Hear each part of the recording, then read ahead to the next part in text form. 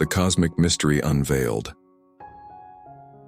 Imagine for a moment a night so profoundly still and charged with anticipation that the stars above seem to pause in their endless dance, as though they were holding their breath, fully aware that an event of unimaginable magnitude, a birth destined to ripple through time and touch every corner of humanity, was about to unfold beneath them. What if we told you that the story of Jesus' birth, a tale cherished as the cornerstone of faith for billions around the globe, isn't merely a comforting scene of a manger and shepherds, but rather a captivating mystery brimming with cosmic clues, ancient prophecies, and historical surprises that might challenge everything you've ever assumed about this pivotal moment? Here on The Bible Was Right, we're dedicated to exploring the scriptures with a sense of wonder and rigor, seeking out truths that have withstood the test of centuries. And today we're embarking on an ambitious journey to answer one of the most intriguing questions of all. When and where was Jesus truly born? You've likely heard the traditional elements of the story: Bethlehem as the birthplace, a guiding star lighting the way, and December 25th as the celebrated date. But what if there's a richer, more complex narrative waiting to be uncovered, one that ties the heavens to a humble, stable, and perhaps even resonates with the quiet personal moments of your own life? Get ready to join us on this exploration, because we're about to unravel a tale so layered with fascination and awe that you'll find yourself drawn in, eager to stay until the very end to see how every piece of this extraordinary puzzle fits together.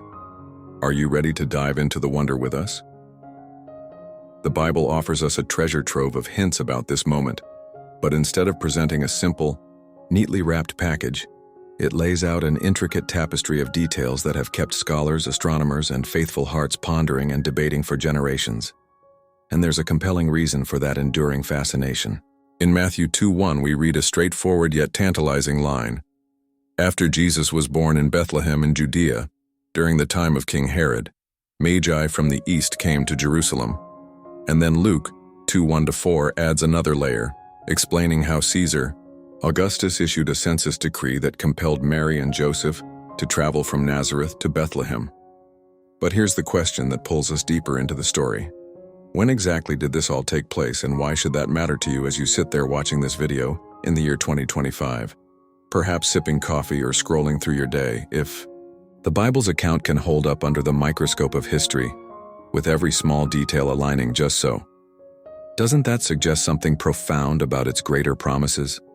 Those assurances of hope and purpose that might quietly stir within your own heart as you listen. Let's begin our journey with the where of it all, focusing on Bethlehem, a seemingly insignificant little town whose destiny was so grand and improbable that it almost defies rational explanation. Bethlehem wasn't a bustling capital or a place of renown in its day. It was a humble, overlooked village. Yet the prophet Micah, writing some 700 years earlier in Micah 5:2, foresaw its role with striking clarity. But you, Bethlehem Ephrathah, though you are small among the clans of Judah, out of you will come for me one who will be ruler over Israel, whose origins are from of old, from ancient times. Can you imagine the sheer improbability of this prediction? That a tiny, obscure settlement, barely a footnote on the map, would be singled out centuries in advance as the birthplace of a king whose influence would stretch across thousands of years and countless lives? This isn't just a lucky guess. It's a powerful spotlight shining on the overlooked places and people, whispering a possibility that even the smallest, most forgotten corners of your existence might hold a spark of something eternal and extraordinary. Doesn't that idea stir a gentle curiosity within you, prompting you to wonder which seemingly minor moments in your own story might carry a weight far greater than you've ever realized? We'd love for you to share your thoughts in the comments below. Let's reflect on that together and see where it takes us. Here's an intriguing twist to consider. Did you know that there are actually 2 cities named Bethlehem in Israel, each with its own claim to this story? The Bethlehem we all know best lies just 6 miles south of Jerusalem, widely accepted as the site where Jesus entered the world. But there's another Bethlehem, lesser known and tucked up north, nestled very close to Nazareth, adding a layer of mystery to the tale. Some archaeologists have suggested that this northern Bethlehem, so near to Mary and Joseph's home in Nazareth, might be the true birthplace of Jesus, sparking debate among those who study these ancient lands. Both Nazareth and Bethlehem, whether south or north, stand as vital pillars in the story of Israel, each playing a significant role in the unfolding of this divine narrative.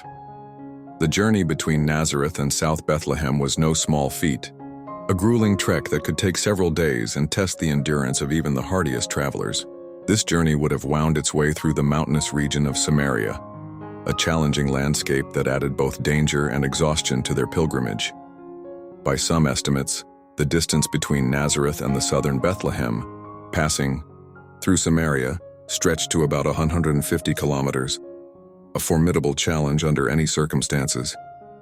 Perhaps Joseph, looking at Mary, who was nearly 9 months pregnant and fragile from the burden she carried, chose the closer northern Bethlehem instead, unwilling to risk her life and their unborn child's on such a perilous sacrifice to reach the south. Now let's turn to the when of this story, a question that grows even more fascinating because the Bible doesn't provide a precise date, instead scattering clues across its pages like a trail of breadcrumbs that beg us to follow with open hearts and curious minds. King Herod's reign, which spanned from 37 BC to 4 BC, gives us a firm anchor point, meaning Jesus must have been born before Herod's death, placing the event somewhere between 6 BC and 4 BC, wouldn't you agree? But then Matthew 2:2 introduces the magi who followed a star, and Luke mentions the census under Caesar Augustus, stirring up a whirlwind of questions and scholarly debates that only deepen the intrigue of pinning down the exact moment. Could that star have been an actual astronomical phenomenon, something so rare and striking that it compelled wise men to leave their comfortable lives in distant lands and travel to a dusty little town in Judea?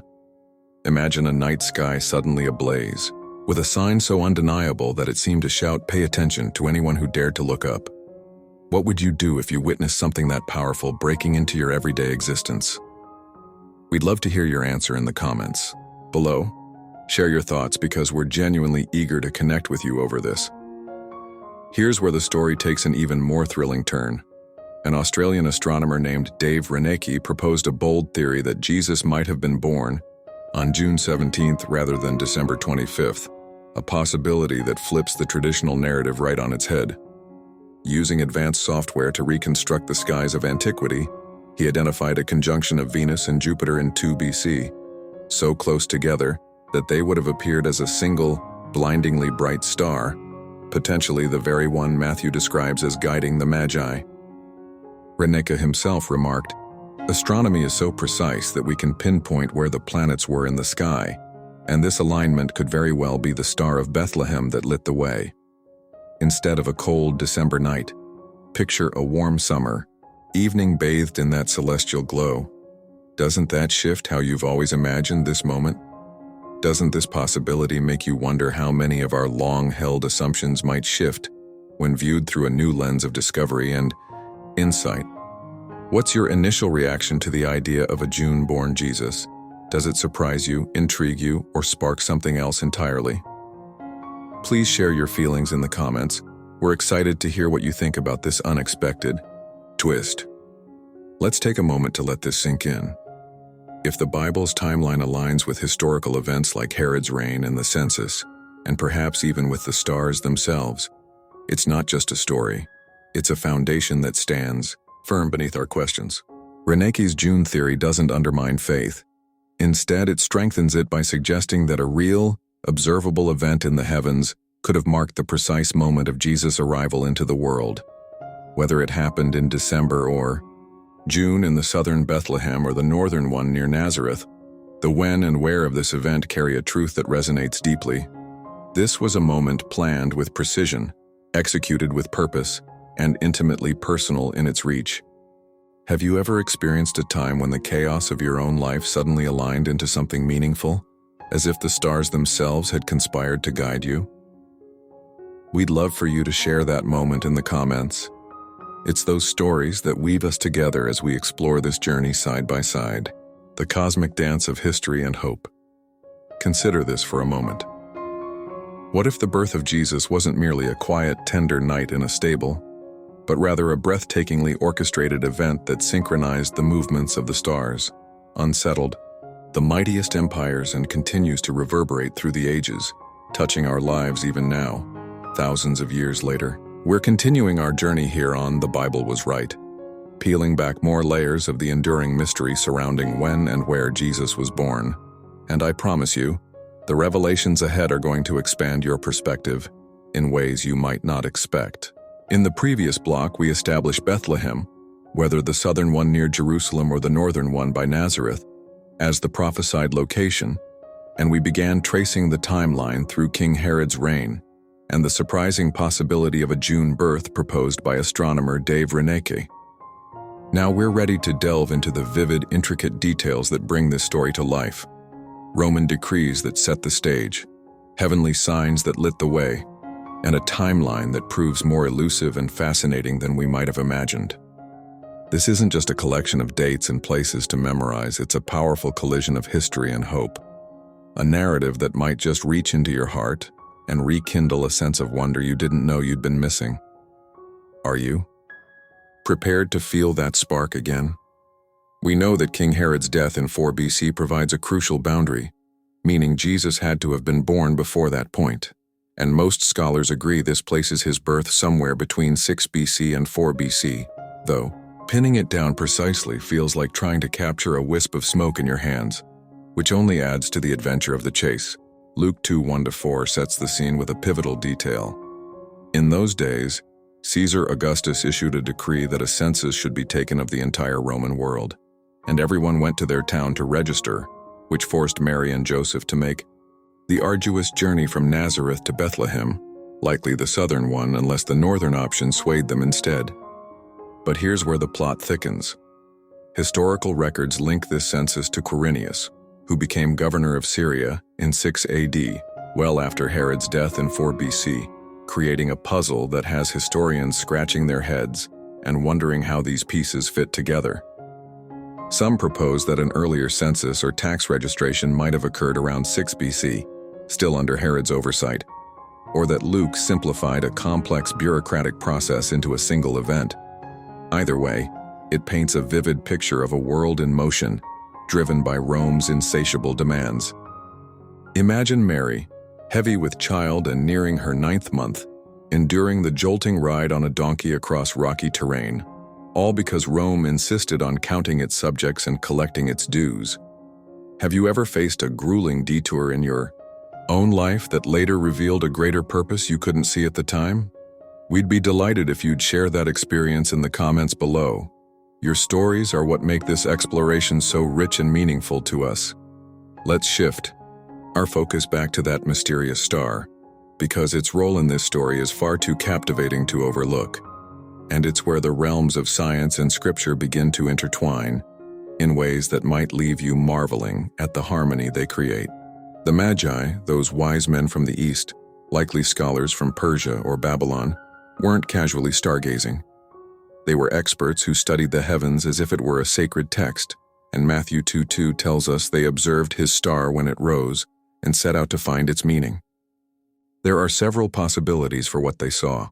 Perhaps it was a triple conjunction of Jupiter and Saturn in 7 BC, a series of alignments that would have shone like a royal herald in the night. Or maybe a comet streaked across the heavens in 5 BC, catching their attention with its fiery tail.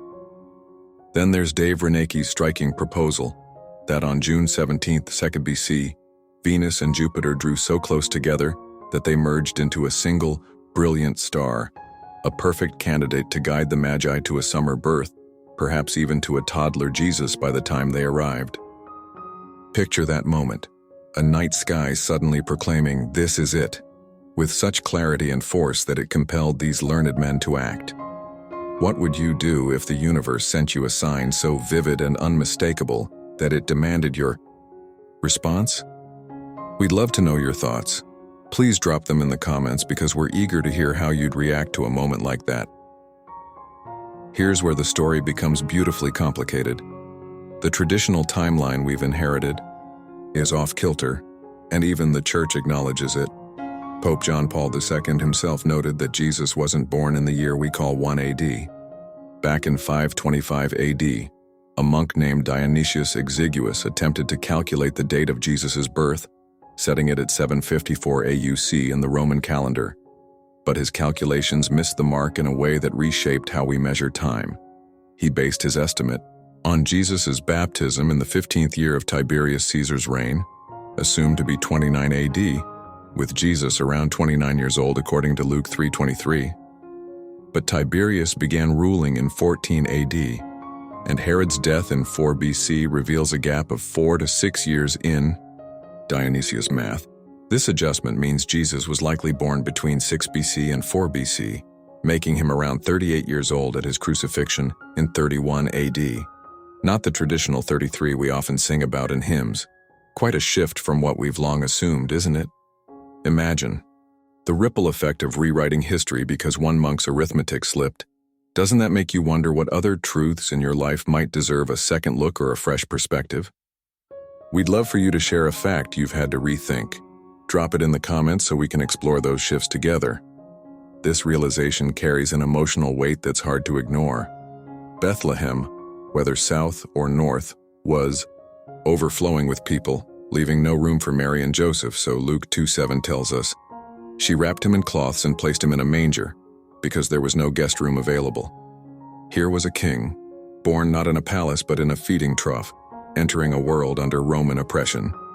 His arrival perfectly timed by a census and a star. Whether in June's warmth or December's chill, it's a raw, authentic, and utterly unique moment that stands apart. Can you feel the scarcity and power of that moment? The idea that this one birth in one place under one sky was unlike anything before or since. God chose not the grandeur of a palace but the margins, the overlooked spaces and people to bring forth this king. Doesn't that resonate with you on a deep level? Have you ever found that your lowest, most challenging moments turned out to be the starting point for something unexpectedly significant in your life? Please tell us about it in the comments. Let's unpack those experiences together and see what they reveal. Curiosity is what keeps us tethered to this story now. If the threads of Herod's reign, the census, and the stars, whether over southern or northern Bethlehem, can align even imperfectly, it's not a myth. It's a testament to a plan so intricate that it defies the chaos of chance. Reneke's June theory and Dionysius' misstep don't unravel our faith. They enrich it, pointing to a real night sky and a real moment that we can trace and touch with both our minds and our spirits. You're standing at the edge of something immense here, so please don't turn away. There's more to come that will draw you even deeper into this incredible narrative. Stick with us because the when and where are about to intersect with the shepherds, the magi, and Herod's fury in ways that will leave you both astonished and moved as the pieces continue to fall into place. The shepherd's night of awe. Imagine yourself standing on a windswept hill in the dead of night, the cold air brushing against your skin as the soft bleating of sheep surrounds you. When suddenly the sky above tears open with a blaze of light and voices so commanding that they shake you to your very core. What would you do in that overwhelming moment, confronted by something so raw and unmistakably divine? We're back with The Bible Was Right, continuing our quest to piece together the enigma of when and where Jesus was born, and now we're stepping into the rugged, awe-filled world of the shepherds who witnessed this miracle firsthand. We've already confirmed Bethlehem, whether south near Jerusalem or north by Nazareth, as the place, wrestled with the timeline through Herod's reign, the census, and the stars, including Dave Reneke's June 17th theory, and today we're grounding ourselves with the very first people to hear this earth-shattering news. This isn't the polished, serene Christmas card scene you might picture. It's a visceral story pulsing with fear, wonder, and a truth so immediate that it demands your full attention. Don't look away because what's coming next will turn your understanding inside out in the most inspiring way. Let's get to know these shepherds, ordinary men who were far from society's elite, rough around the edges, unpolished, and certainly not on anyone's list of important figures. Yet they were chosen to have a front row seat to the greatest announcement in history, and that choice carries a profound intentionality. Luke 2:8-9 paints the moment vividly. And there were shepherds living out in the fields nearby, keeping watch over their flocks at night. An angel of the Lord appeared to them, and the glory of the Lord shone around them, and they were terrified. These weren't priests steeped in sacred texts or scholars debating theology. They were the overlooked, the everyday laborers who slept under the stars and carried the scent of sheep on their clothes. Yet God selected them to be the first to hear this news, a decision that speaks volumes about who matters in this story. Picture the jarring contrast.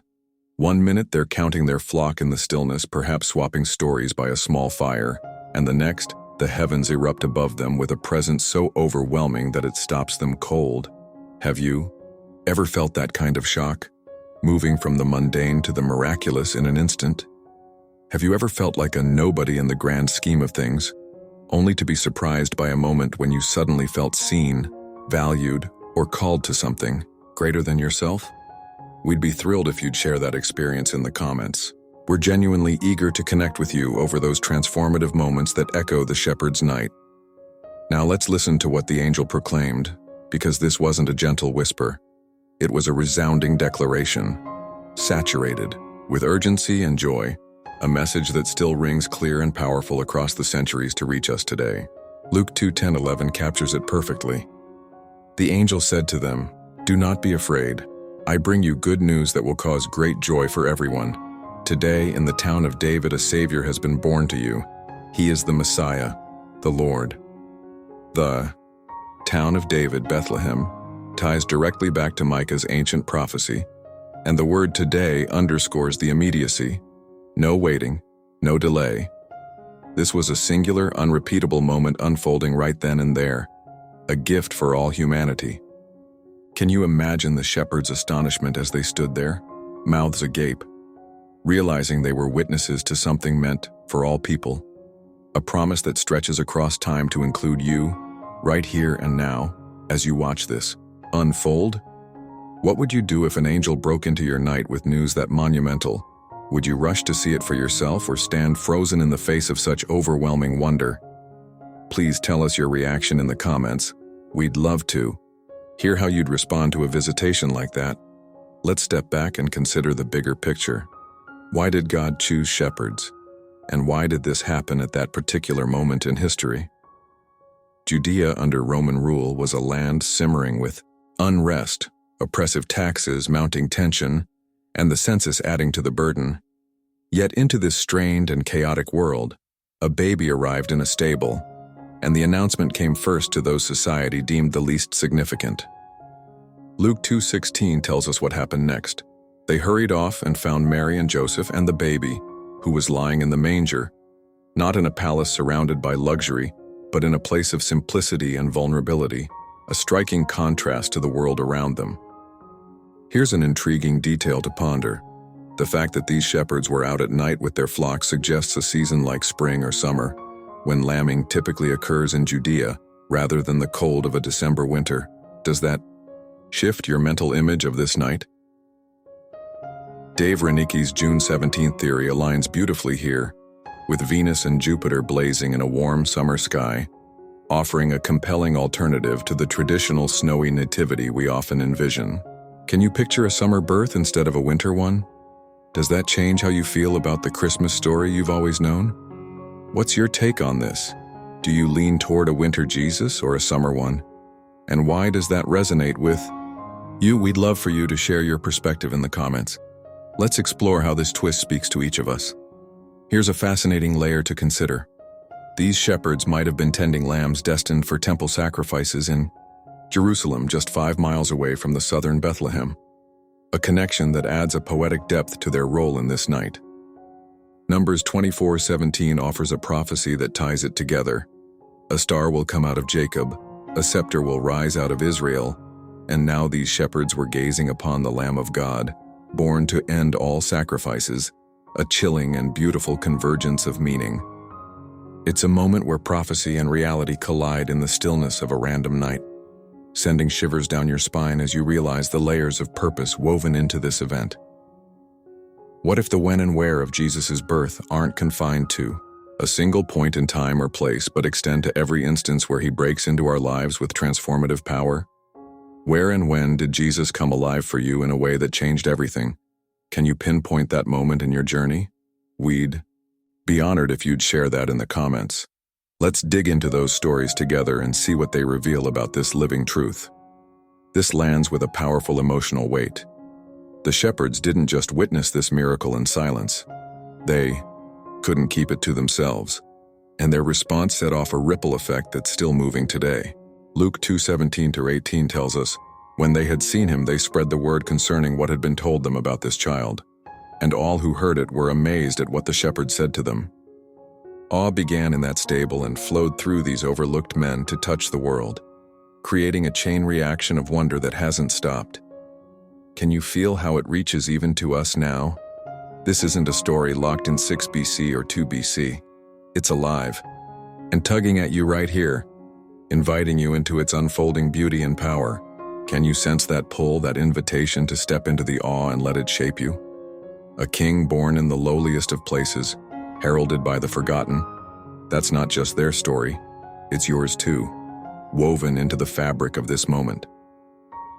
When has all broken through the ordinary in your life, leaving you changed in its wake?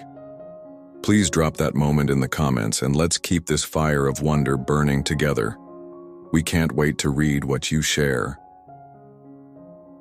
The Magi's quest and Herod's fury. Please take a moment to envision this scene. A caravan of wise men moves steadily through the desert, their richly colored robes billowing in the warm wind, their eyes fixed on a star so mesmerizing and radiant that they willingly left behind palaces, comfort, and safety to pursue it across hundreds of miles, driven by a conviction that something transformative was unfolding in a distant land, and where Jesus was born. And now we're following the footsteps of the Magi, those enigmatic figures from the East whose journey weaves together threads of awe, danger, and a cosmic precision that feels almost too extraordinary to grasp fully. We've already established Bethlehem, whether the bustling southern town near Jerusalem or the quieter northern one close to Nazareth, as the destined location, traced the timeline through Herod's reign and the shepherd's awe, pondered. A possible June birth with Reneke's star, and today we're stepping into a dramatic chapter filled with royal intrigue, precious gifts, and a tyrant's unleashed wrath. This isn't the tranquil nativity scene you might have grown up imagining with a soft glow and peaceful stillness. It's a high-stakes narrative that pulses with tension and wonder, urging you to lean in closer because what unfolds next will grip your heart and ignite your imagination in ways that linger long after the screen fades. Matthew 2:1-2 introduces these travelers with a striking moment. After Jesus was born in Bethlehem in Judea, during the time of King Herod, Magi from the east came to Jerusalem and asked, "Where is the one who has been born King of the Jews? We saw his star when it rose and have come to worship him." These weren't just curious wanderers passing through. They were likely learned scholars from Persia or Babylon, men skilled in astronomy and steeped in ancient prophecies, who spotted something so remarkable in the heavens, perhaps the Jupiter-Saturn conjunction of 7 BC or Reneke's Venus-Jupiter fusion in 2 BC, that it set them on a months-long journey to find its source. Can you fathom the depth of their commitment, leaving behind the security of their homes and the prestige of their positions, traveling hundreds of miles across deserts and mountains, all because they believed a star was heralding the birth of a king unlike any other? Have you ever felt a pull so strong in your own life, a hunch, a dream, or a quiet conviction, that you dropped everything to chase it, trusting it would lead you somewhere profound, despite the uncertainties along the way? We'd be so grateful if you'd share that story in the comments. Your pursuit could inspire us all, and we're eager to hear what drove you forward. Their arrival in Jerusalem doesn't go unnoticed. It sets off a chain reaction that's as explosive as it is dangerous because King Herod, a ruler known for his paranoia and brutality, hears their question and feels the ground shift beneath his throne. Matthew 2:3 captures the ripple effect. When King Herod heard this, he was disturbed, and all Jerusalem with him. A reaction fueled by a man so ruthless that history records he murdered his wife and sons to protect his power. Now these foreigners are asking about a new king of the Jews, and the threat lands like a thunderclap. He summons his chief priests and scribes, who quickly turn to Micah 5:2 and confirm that Bethlehem, likely the southern one, is the prophesied place, and Herod, masking his fury with a thin veneer of calm, instructs the Magi, "Go and search carefully for the child.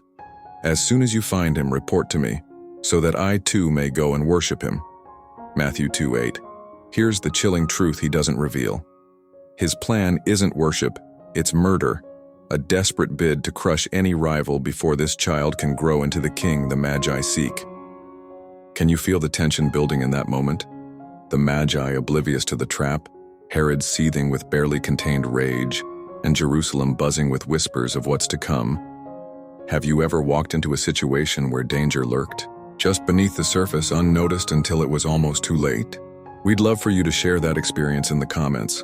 Let's unpack those close calls together and see what they teach us.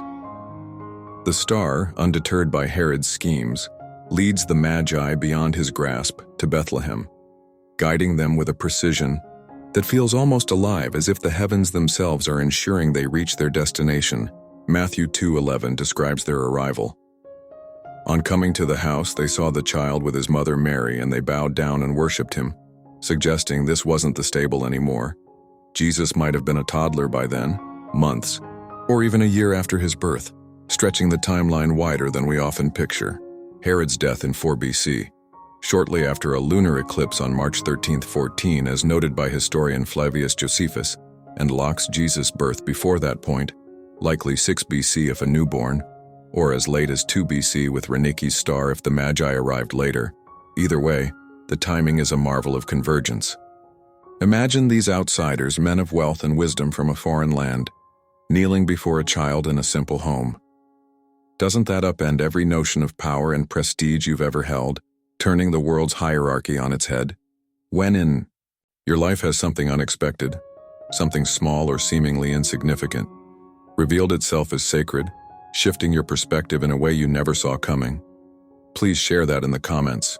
We're all ears and can't wait to hear how the sacred has surprised you. Their gifts, gold, frankincense, and myrrh, weren't random tokens. They were treasures laden with meaning, rare and prophetic, each one whispering a piece of this child's destiny in a way that's both beautiful and haunting. Gold, a metal fit for royalty, declares him a king, its brilliance reflecting the sovereignty they recognized in this humble child. A clear and regal affirmation of his identity. Frankincense, the fragrant incense used in priestly rituals, points to his divine nature, echoing Isaiah 66, where nations bring it to honor a holy presence, an offering that bridges earth and heaven.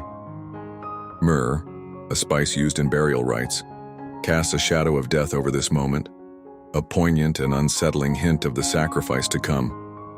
Doesn't that strike you as a stark contrast to the joy of a child's arrival? Some scholars suggest that Jesus was 38 at his crucifixion, not 33, born around 6 BC and died in 31 AD, making myrrh's foreshadowing even more poignant as it stretches across a longer life of purpose and pain. Can you feel the weight of the Magi unpacking these gifts, knowing intuitively that this child's life would rewrite the story of humanity? Doesn't that stir something deep within you? A mix of reverence and ache? Have you ever given a gift that carried a meaning you couldn't fully articulate, something heavy with unspoken significance that spoke louder than words? We'd love to hear about that in the comments. Your stories of giving add such richness to this journey, and we're excited to read them. Curiosity keeps us anchored here.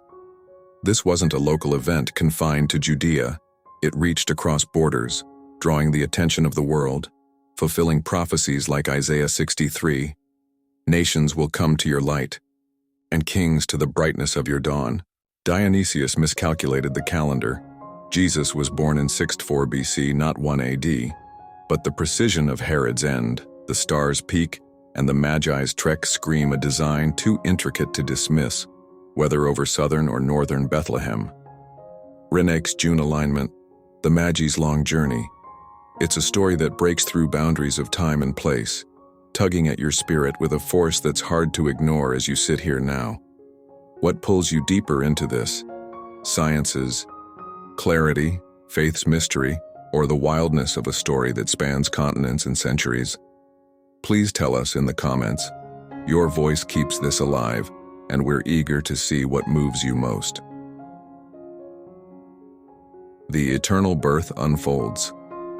Picture this unfolding before you like a grand tapestry, a child born beneath a star that blazed with celestial urgency, pursued by a ruthless king desperate to snuff out his life, worshipped by foreigners who crossed deserts to honor him, and announced by angels to shepherds on a windswept hill, all centered in a humble town at a moment so perfectly timed that it feels as though the universe itself paused to bear witness to its significance.